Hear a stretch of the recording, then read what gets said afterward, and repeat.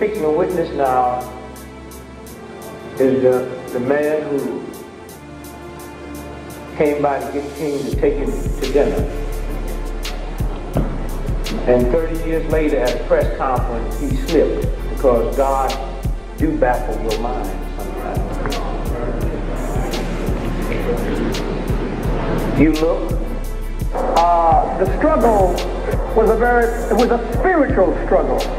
You couldn't pay people to do what we had to do. You couldn't pay people to stand before mad dogs and fire hoses and billy clubs and cattle prods.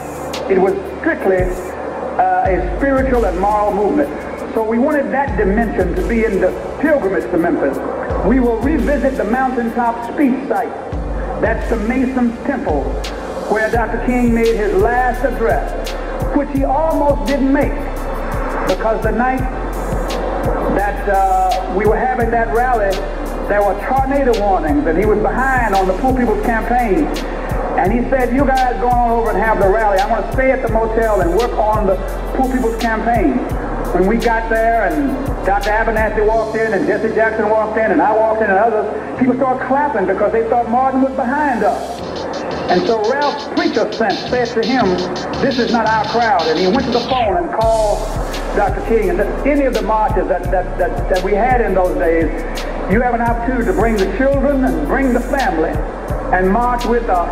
And when I finished sharing with them the last hour of Dr. King's life, a hurry.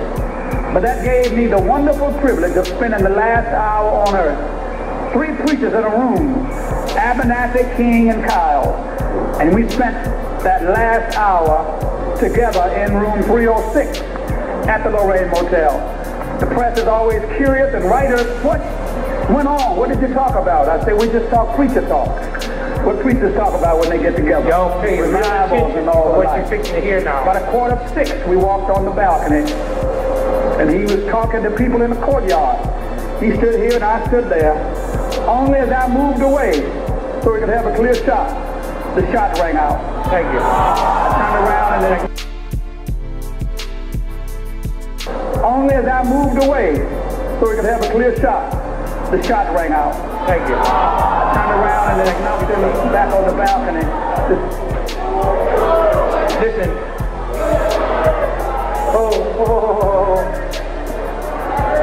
Wait, listen. Listen.